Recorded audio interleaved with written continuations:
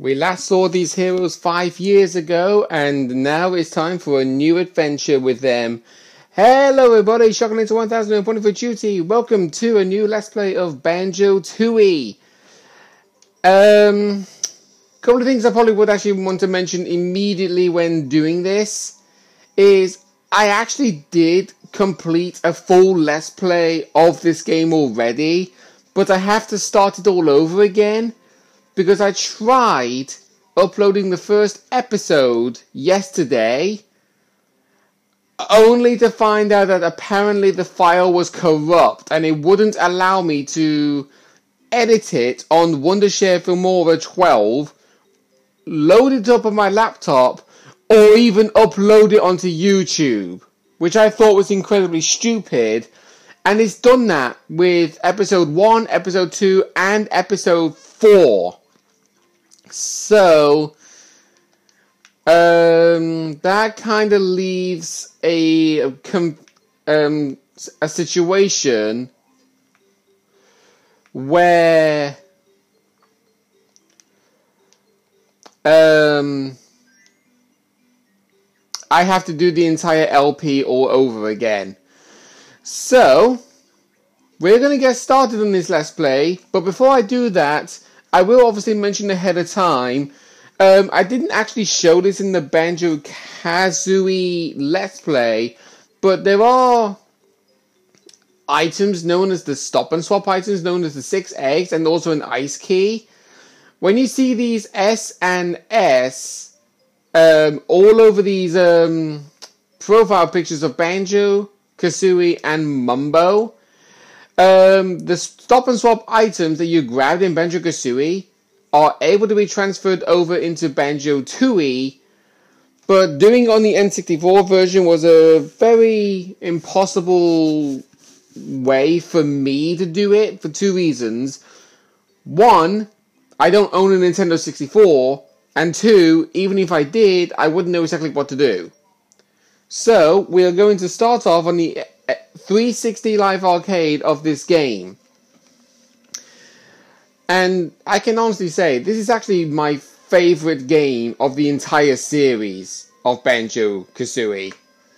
Even though the font does say 2 years had passed, the reason why it says that is because Banjo-Kazooie was originally released in the year 1998, and then Banjo-Tooie was released in the year 2000. But it was re-released, this game, in 2009 for the 360 Live Arcade.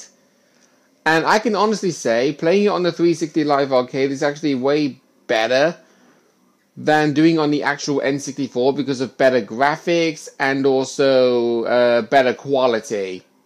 Best way of putting it. There are some character fonts I will actually read in this story, but I'm not exactly going to be doing stuff like, you know, character voices or just reading every single line. But this is actually a funny scene immediately. They're basically relaxing, just playing cards. And look at that.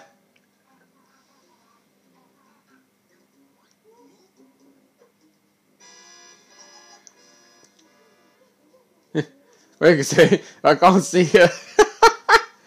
The false alarm, I thought, must have seen some shadows.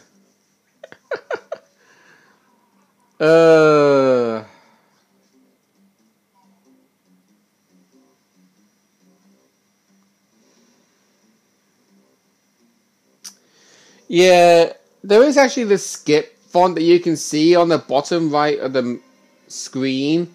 It is a bit blurry on my iPad screen, so if it looks blurry when I upload onto YouTube, I do apologize about that, but unfortunately, like I have been saying for the previous Let's Plays I have done, I do not have the best quality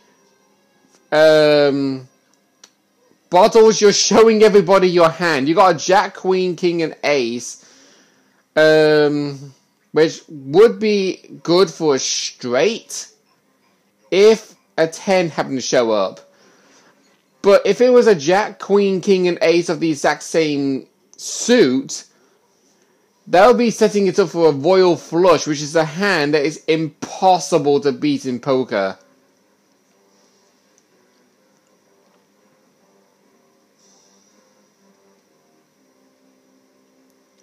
But anyway, yeah, I don't have the technology expertise as well as the actual technology equipment to do good quality videos. Even though, yes, I did say I have Wondershare Filmora, but the thing is, if you have like an actual video camera, it would actually prove good quality videos. However, I have to like record with my iPad, which doesn't really help.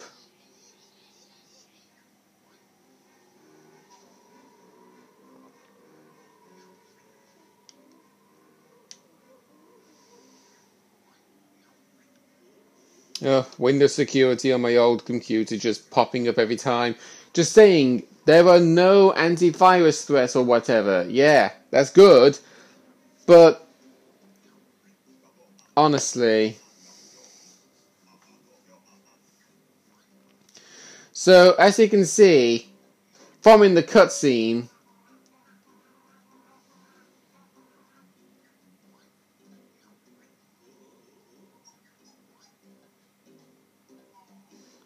so yeah, Kasui's cheating.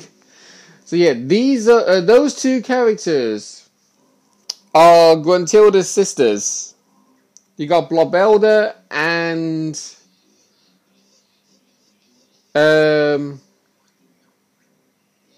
I can't memorize the other one's name, but even though it did actually say, but you can see Mumbo is clearly over there, able to be seen, and they do not know that he's there.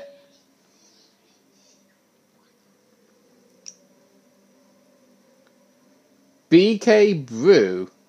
Oh, Banjo-Tooie Brew, maybe that's what it's referencing. I don't know.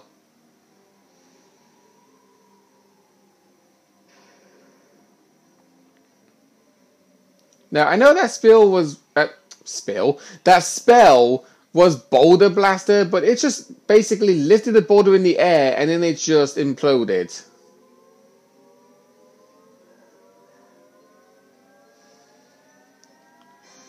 So there's Gruntilda.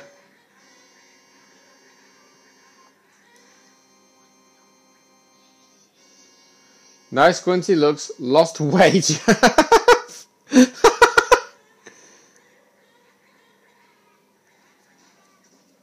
Oh.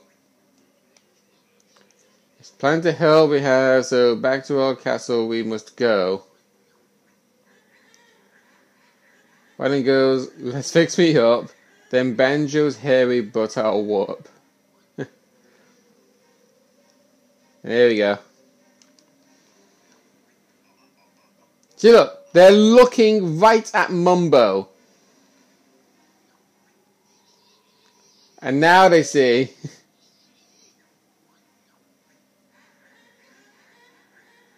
To me, he's no hassle. I'll kick butt, then off to the castle. Yeah. The rhyming is a little bit interesting, to say the least, but it gets a bit repetitive every now and then for Gruntilda.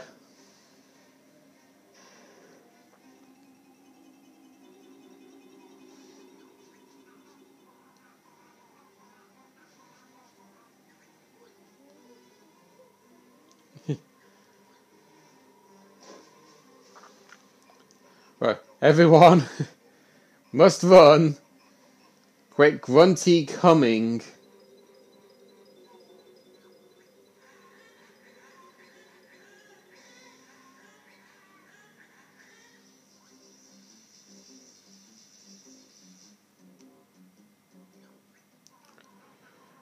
Yeah, schoolboy, and I bet she had 2 heads. No joke, look. Spell coming.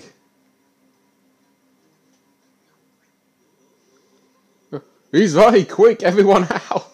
Yeah, so Banjo doing the sensible thing, and then Bottles just being like, I'm not falling for that trick again. Oh, Bottles.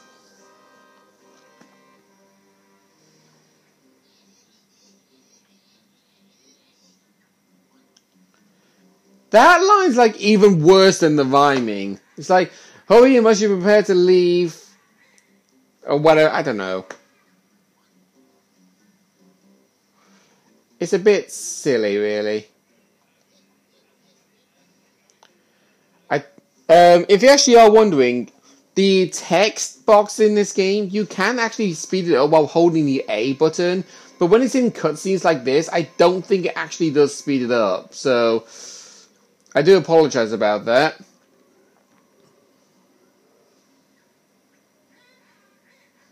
Oh, Klungo, you stay here. I'll be back, have no fear.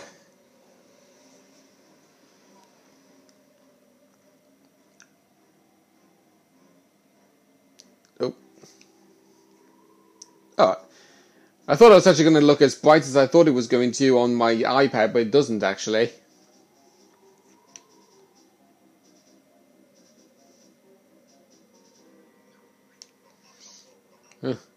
Mumbo's head hurts. Well, at least everyone got out safely. Yeah, about that, Banjo. Where's Goggle Boy?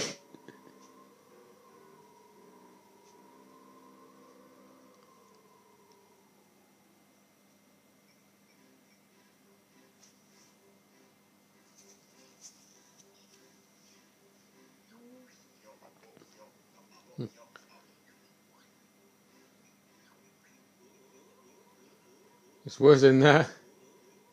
Grunty's killed Bottles.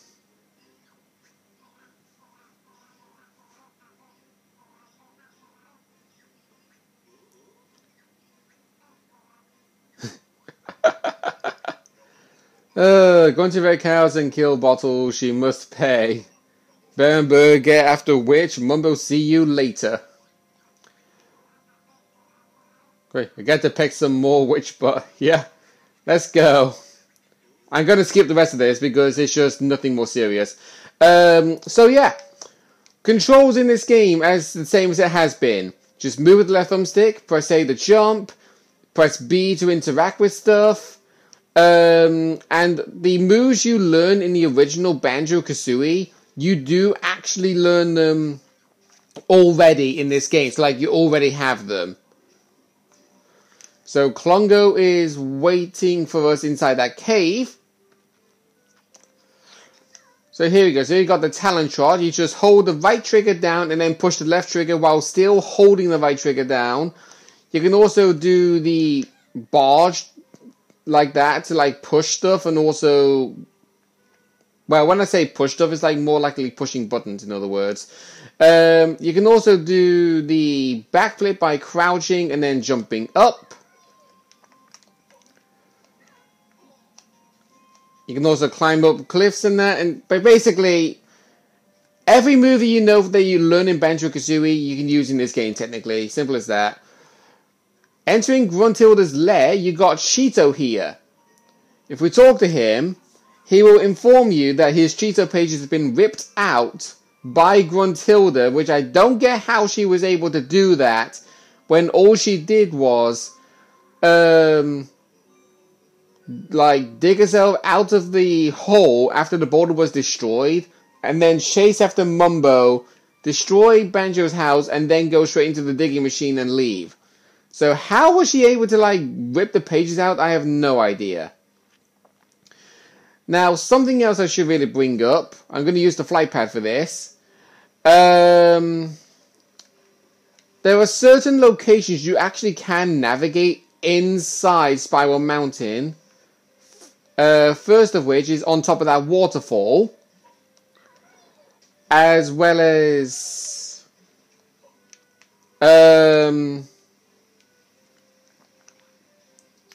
up there. They actually hold some secrets for you. that you should be aware about, just as a heads up. It's kind of hard for me to actually come up with commentary for this, because it's like, I'm basically trying my hardest to explain something that I explained when doing the recording already. You got the standard blue egg, and red feathers that you can pick up from the original game. They're all gold feathers as well, but I don't actually recall them. You got the Talon Shot boost and the Waddling boost over there, if you want to like recap on how to use them. But not dilly-dallying anymore. In we go in here. Inside the Digger Tunnel. Now, I will definitely say this is a heads up. For those who are new to the Banjo-Tooie, it is similar to Banjo-Kazooie, but there is a minor trade-off. In Banjo-Kazooie, you had lives. And if you ran out of lives, that would have been game over, as per usual in games that have lives in it. But in this game, you don't have lives. You can just die an infinite number of times and still be able to do everything you can normally. So, in this boss fight against Klungo, if you were playing the N64 version, he would actually have a different potion to use. In this one, he actually just makes himself a big, easy target to hit. When you hit him, he will throw these yellow potions at you. Just keep yourself on the move. Yeah. Klungo is actually an easy opponent to fight against, really. You just have to, like, get close to him and then immediately attack him before he gets a chance to even do anything.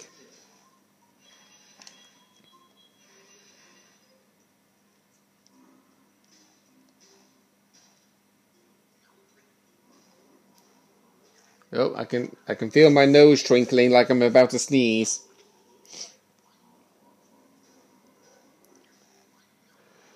I hate that feeling. When you know you can feel a sneeze coming up, but it's holding back. Yeah. Anyway, I should actually like bring up. When you saw me pick up the blue eggs and the red feathers, you saw a certain character talking to us to indicate what those items actually do. Even though, for those who have already played or watched my Banjo-Kazooie LP, you would already know ahead of time. Right. This is one of my silos. Open up for more to create a network of shortcut tunnels. He is the one guy I probably will do voice like reenactment for. Best way of putting it. I'm not saying voice clips because there's no, like, you know, actual people talking as the characters like you see in the movies kind of thing. Enter inside here and you got King Jingling, who we actually need to see to actually progressively start our story proper. Yo, what's up? I'm King Jingling of all, King of all things Jinjo. Yeah, the king seems a bit empty. The people were scared away by those witches and their giant machine. I kind of like it quiet, but I need to get them all back for the kickball tournament. But yeah, it is important because it's a rivalry between the Jinjos and the moles, which means there could be trouble if we don't turn up. So anyway, here's an incentive for you to rescue my people. He will give you a Jiggy to allow you to start your adventure. I believe you should go and see Master Jiggy Wiggy in his temple now. He's the leader of a secret and ancient order dedicated to the mystical powers of the Crystal Jiggy. Alright, it's all true. He's very important to your adventure as only the Crystal Jiggy can open the worlds that you must enter. And Badger calls him Dingaling.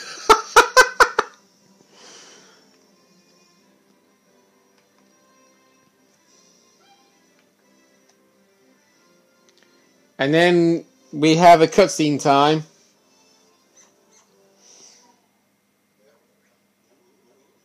Not bad for a king, huh? Yeah, his strange pet thingy was cool. I don't even know what his pet was even meant to imply, to be honest.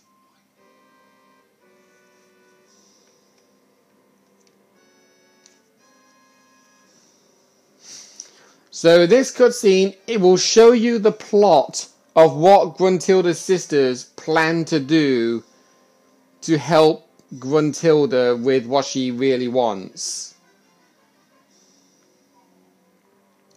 You got that machine sticking out of the castle. Bob, control. Right. Annoying your rhyming ears, so stop it, or we will not tell. Oh, if I must. So, Gruntilda's not going to be rhyming now. Bob, this is Big O Blaster, built by Mingy and herself. Life force from anything will be sucked out from that machine and will be added onto this machine here. When it reaches full, Grunty will be able to get her old body back.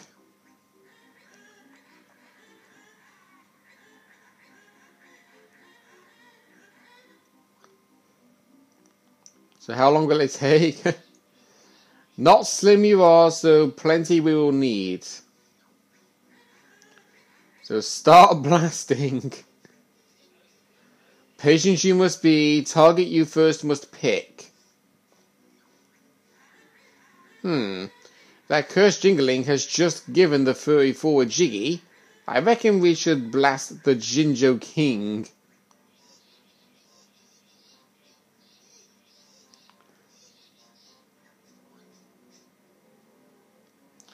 See, it would honestly say, if they say that Gruntilda's rhyming is annoying, it's her sister, the slim one, by saying, Bob, auto-target system it has, so push button when ready it'll be. That is, honestly, enough to actually prove annoyance. Because, who would actually talk like that? See, look. Target Bob has hit. Steal life force he will. It just sounds like a robot is talking, but with bad grammar programmed into his system. But, as you can see, this is actually what Bob would do. He will steal the life force and it's turned King Jingling into a zombie.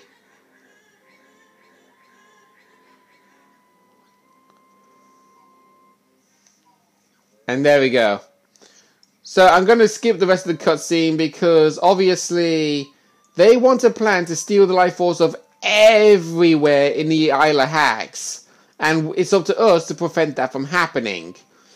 So we're going to be ending things off for this episode because we've already gone over the time limit for approximately 4 minutes. Next time on Banjo-Tooie, we're going to go through Bottles' house to make our way to where we need to go to deposit that jiggy.